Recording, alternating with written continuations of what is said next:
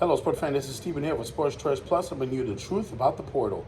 Before I get right into this, I want to make sure that you're subscribed to the YouTube channel so you can get all the updates, all the breakdowns. Without further ado, let's get right into it.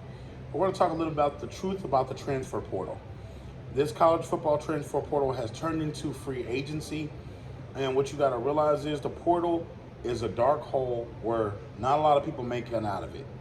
When you go into the portal, there's no guarantees, there's no promises, there's no guarantee that another team's going to pick you up. There's no guarantee that you'll ever play football again.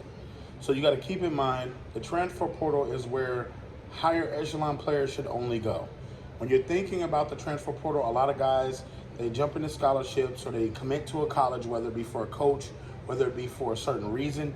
All of a sudden the coach gets fired, the AD gets fired, whatever the case may be, and all of a sudden they want to jump, or they're not getting enough playing time and then they want to jump, and now you're in the portal. Now it's up to another team to fall in love with you. Now it's up to another team to want to put it or design an offense around you, or you fit that scheme, and you're going to try to have to go to that university and be endeared to that university just to fit in, just to be a part of the new culture. And a lot of times it doesn't work for these guys. There's a small success sample size of the transfer portal actually working on certain teams.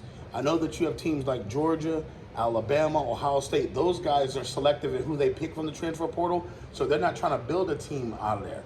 You got teams like Colorado that are going heavy into the transfer portal, building half of your roster. So we've seen some success stories, we've seen some bad stories. So when it comes down to it, when you see teams like Oklahoma losing their starting quarterback, when you see like Alabama losing their backup quarterback, Ohio State losing their starting quarterback, you're seeing all these teams, Oregon State, you're seeing all these high-profile colleges are now losing their starting quarterback, their starting running back, their starting wide receiver that put up massive numbers for them. Now it's asking, okay, can I be transfer portal, and can I be offered a car? Can I be offered a truck? Can I be offered a house? XYZ. It's free agency. So there's no guarantee that when you go into the transfer portal that you're going to be a better player at the next stop. Sometimes you have to develop where you are. Sometimes you have to develop where the offense you're in and learn how to be a professional. Even though you're a student athlete, you're learning a pro-style offense. Some of these places are teaching the things you're going to need at the next level if you're trying to go pro. So yes, you go to some colleges, it's a video game offense where you can put up 4,000, 5,000 yards in a season. When you can put up 25, 26, 27, 28, 29, 30 touchdowns. That's some colleges. But you got to ask yourself, you're really trying to go pro? You're really trying to go to the next level? When you go to the transfer portal, what are you looking for? So I think it dials down to the work ethic. I think it dials down to who you really want to be and how you want to play the sport of football.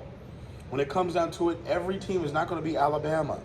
Every team's not going to be Texas. Every team's not going to be Georgia. So when you see the bigger schools picking guys that are 3-year sophomores or 3-year juniors or seniors, and it's like, boom, okay, we're plugging them. They already know how to play. They just have to learn the system and get on the field. So the truth is, a lot of guys are not going to make it out of the portal, and a lot of guys are not going to make an impact out of the portal. It's a very small percentage of people that actually get plucked from the portal and actually drop into a situation and actually make a big difference on the field. It's not many. Think about this. Think about the last 5 years. We've seen guys get plucked and play. It's different. It's rare that you get a Cam Newton here, or those are rare stories. Because most of the time, when you pluck a guy from the portal, it's just a guy, just filling in the roster. That's what happens most of the time. So it's a cold reality. It's a harsh reality for some. For some, when they go into the portal, they think, oh, I'm going to get this type of NIL deal. I'm going to get this type of money. I'm going to get this type of... And they end up having to walk on somewhere. They end up not having a scholarship. Now they have to pay for college. They end up now being miserable because now, all of a sudden, the choices you make, you got to go to JUCO route. You got to go a different route. You got to go to a Division II school now. So it's just the truth about the portal. Like, a lot of people glamorize the portal. Oh, I'm going into the portal. I'm going to the portal. Where are they now?